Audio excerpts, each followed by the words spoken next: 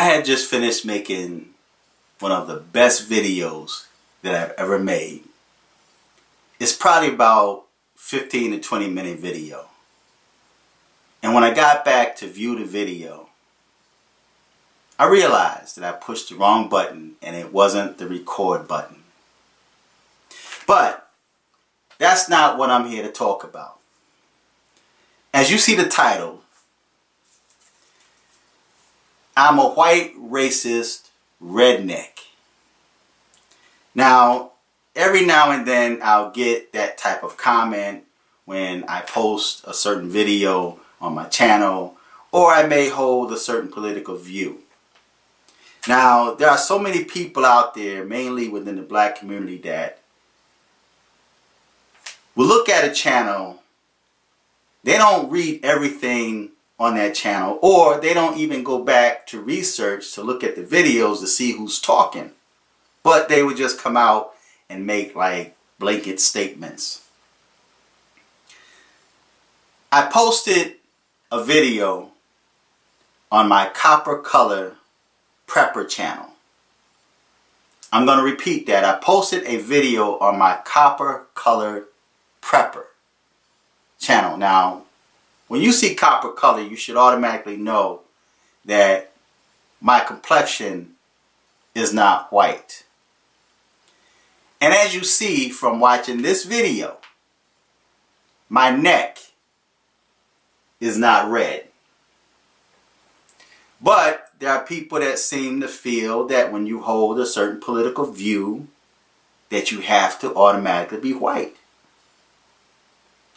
There are also people that feel because you support President Trump, you should be white. And if you're not white and you support President Trump, I've been asked quite a few times, ain't you black? Because I don't vote Democrat or demon crap, I've been asked by black people, ain't you black? So, on this channel, I posted where President Trump was signing an executive order concerning the inner city. Or, because there's different terms that they use for black people. Instead of just coming out saying black people, they say inner city or urban areas. So he signed an executive order, which of course the media really didn't talk about it. You didn't hear it on CNN. You didn't hear it on MSNBC. You didn't hear it on CBS or all of these other Trump-hating news sites. But he just did something big for the inner city, or the black community for the most part. So when I posted that, and I'll put the link to my channel on the bottom and you guys can go check it out for yourself. And that was the only channel that it's posted on. So I got a response from what appears, it may be a white dude, okay, just by some of the videos, you know, that he's got on his channel. It says, President Trump signed executive orders concerning black people. He's got that in quotes. And then he asked, what kind of redneck racist are you? So I'm a redneck racist. So anyway, so am I a redneck racist Italian because I love cannolis? See, I got this cannoli right here. This cannoli, I'm getting ready to kill this cannoli. These are the bomb cannolis. I'm telling you, these, yo, y'all got to try these, man. These are some good cannolis right here. But I'm getting ready to tear this cannoli up, right? But he said, what kind of redneck racist are you? So every black person he's got in bold print is poor and lives in an impoverished neighborhood. Now, black people, see, that's why y'all got to be careful when you get out there and start trying to protest, talking about what black people don't have and how you're struggling, you know, and what the white man or the government is not giving you, because there's other people that's interpreting that as the fact that you're poor, right? And that you can't help yourself, right? And I think black people should be offended when anyone, be it black or white, refer to you as a redneck or a racist white person, or a coon or buck dance or Uncle Ruckus, when you hold a certain political view that's different from the traditional so-called black community. And because you don't vote Democrat, you're asked, well, ain't you black? And now you're called a racist and say you're trying to appease white people because you vote different and you think different, or maybe even the fact that you live different. You don't live a criminal lifestyle. You don't do drugs. You don't drink. You don't hang out. You don't party. You're not ratchet or violent or loud and aggressive. You just want to live a peaceful lifestyle with your family. And because of the fact that you choose that, then now you want to be white. You should be offended by that. Because that's saying that society put black people in a black box. And anyone who thinks outside of that black box, and I'm going to do a t-shirt. I'm going to make a t-shirt, and look out for that t-shirt. I'm going to make it as soon as I finish this video. I'm going to make a t-shirt to say, think out of the black box. Black people need to think outside of the black box. That black box that they put black people in to say that you always have to Black Lives Matter, and all this other nonsense. We got to eat collard greens and hog maws and pig ears and pig snoot and chitlins, and we got to have a big plate of macaroni and cheese and cornbread and fried chicken and watermelon, and we got to walk around with our pants sagging, and females got to twerk their behind and be ghetto and loud, and all of these stereotypical images that they have of so-called black people.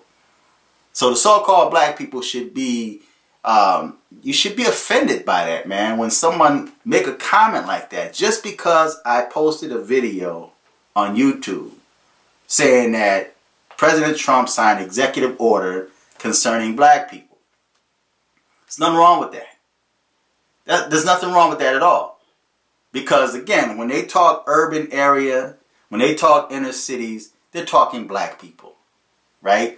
Now, there are white people that's in the inner city, that's in the urban area, but for the most part, politically, they're talking about black people. Excuse me one second.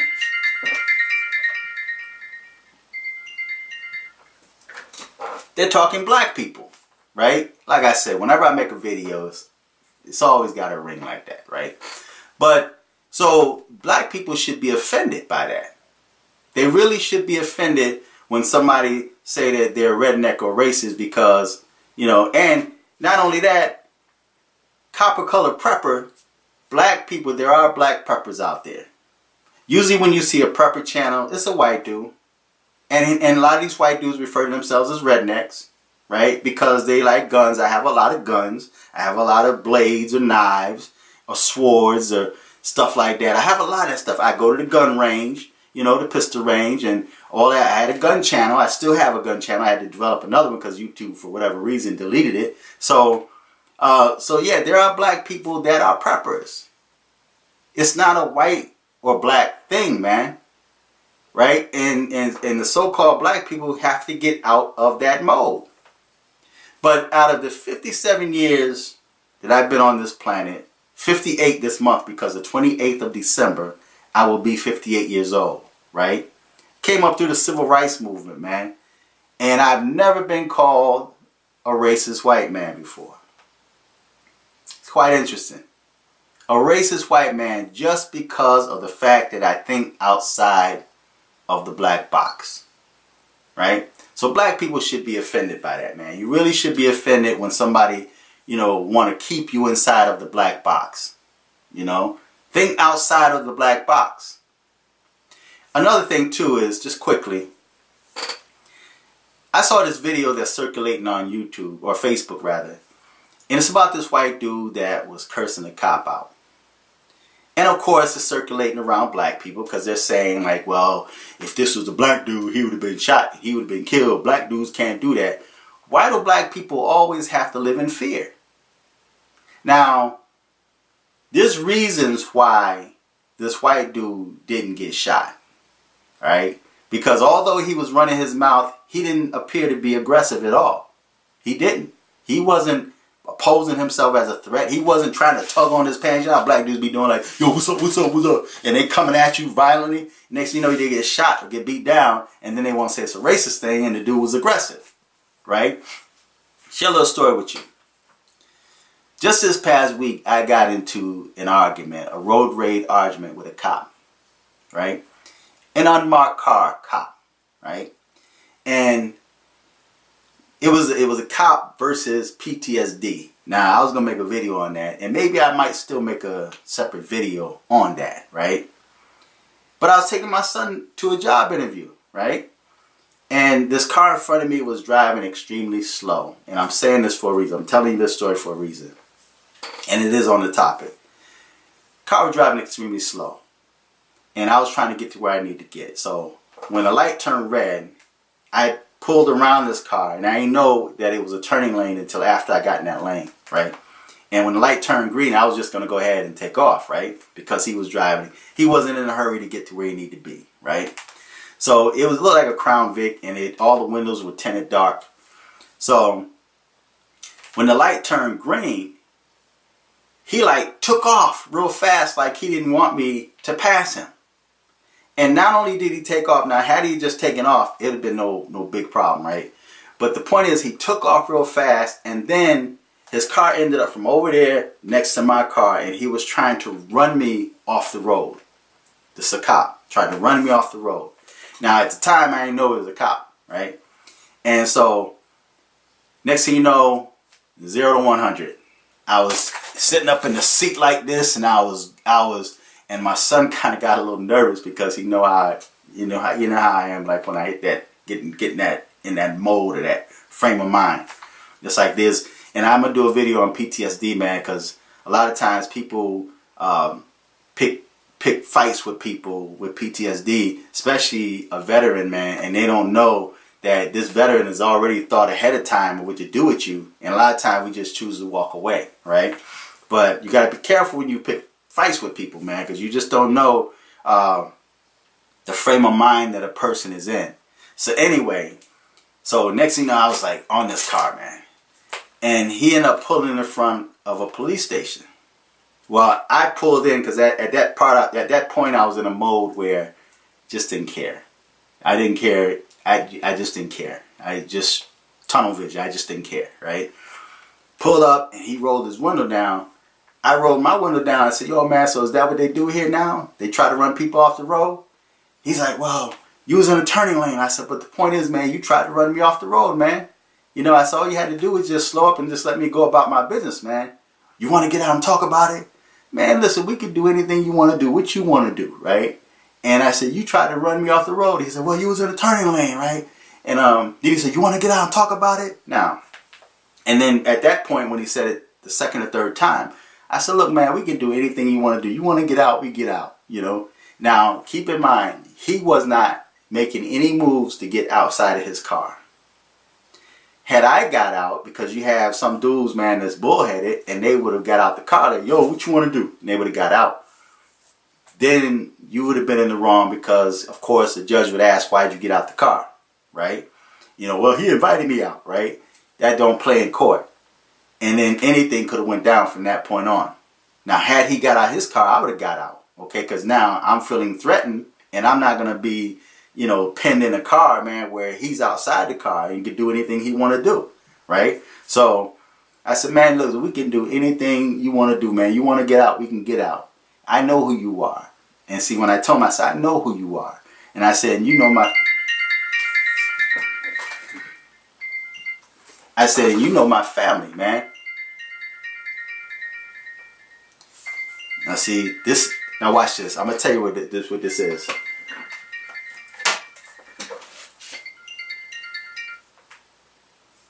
Now watch, if it rings again, these are these robocalls, man. They keep coming through, and then when you answer it, then the recorder comes on. I can't stand this, right? But what I started doing was I started answering these calls, and then I won't say nothing. I just hold it, and then they'll hang up. You know, now for somebody that really wants you, they're gonna be like, "Hello, hello." See, and this is coming through on my Apple Watch. My phone is off; it's on the charger. So I'm gonna find a way to silence this so that it don't go off, because it seems like every time I start making a video, those calls start coming through here. But anyway, okay, because calm down, take a breather. Woosah, woosah. Anyway, calm down. I want to take a bite out of my cannoli. You want a bite? But anyway, so yeah, so I said, I know who you are, man. You know my people, right? And I mentioned my family member's name is actually a cop. Like, well, you was in the passing lane. I said, but you tried to run me off the road, man. I said, I wouldn't have done that to you. I would have at least slowed up and let you go on about your business, man. If you felt I was in the wrong, pull me over and give me a ticket. You know, don't try to run me off the road, man. Run me and my son off the road, right? Okay, well, we're done with this, right? We're good, right? And I kept talking because I was in that mode, right? I was in that mode. I kept talking. He said, well, we good, right? We good. I said, man, we good, man. And I drove off. He went about his business.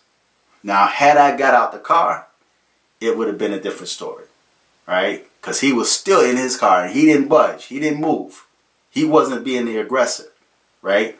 Had I got out the car, had I allowed him to talk me outside of my car, then it would have been on me, because then I would have been perceived as the aggressor, right? So that's why you find, and then another thing too, I have no warrants.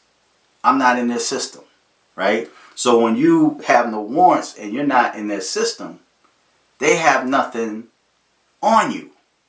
And you find there's a lot of black dudes, man, that's got a criminal past, or they're in the system somehow, or they got warrants out, or maybe a family member, you know, is locked up or got warrants out on them or something like that, and they don't want to shake things up, you know, so they just remain quiet, you know. So you have a lot of black dudes, man, that's actually living in fear. They're actually living in fear, man, of the white man, of police, and they feel they can't say nothing, you know, whereas me, I don't have that issue. And I don't go around, you know, arguing with cops, but I look at them as another man. And I spoke on that in the video of the past where, you know, Jesus was anointing this man's eyes, this blind man, and then when he, you know, spit on the ground and anointed it, his eyes, how do you see? He says, I see men as trees, right? In other words, he wasn't seeing right, and there's a lot of black dudes that see men as trees. And when Christ anointed his eyes again, he said, how do you see now? I see men as men. So I see men as men. I see him just as another man. And you violate me, I'm going to deal with you as a man. You know what I mean? Call it hyper-masculinity or violent masculinity, whatever them titles that they have for us. But I deal with them as a man. You know, you're not going to disrespect me like that and expect me to just back away because you are a cop. And see, he didn't know I knew he was a cop because he was plain clothes. He was in an unmarked car. But he tried to talk me out of my car by saying, like, you want to get out and talk about it? Man, we do anything you want to do. What you want to do? And I noticed he didn't even make a move to get out of his car, trying to set me up. And that's what happened with a lot of black dudes. And that's why you find cases where white dudes can say certain things to cop. And they're like, walk away. They may want to put their hands on dude, but they don't. Especially if there's a camera and somebody's recording them. Right? And so, saying that to say, getting back to my regular topic, y'all got to stop looking at everything as race, man. You know? And, you know, stop. And you got to learn to think outside of the black box. Alright? Start learning how to think outside of the black box, man. It's not always about black and white. And it should be an insult to black people, man, the so-called black people. You know, when someone referred to you as a redneck racist on your YouTube channel without even looking at your videos, or they call you an Uncle Tom, Uncle Ruckus, or a coon because you think outside of the black box. Because you think like you're supposed to think. Because maybe you're educated or intelligent, or have some type of intelligence, right? And they say that black people don't have intelligence, so black people have to be in a certain type of box, right? So feedback, tell me what you think, subscribe. I'm going to put this, of course, on my Copper Color Prepper channel. And just because you see Prepper doesn't mean that they're white people. Just because you see Prepper, guns, and knives don't mean it's always white people or rednecks. And as you can see, my neck is not red. So feedback, tell me what you think. Till next time. I am the Copper Color Prepper.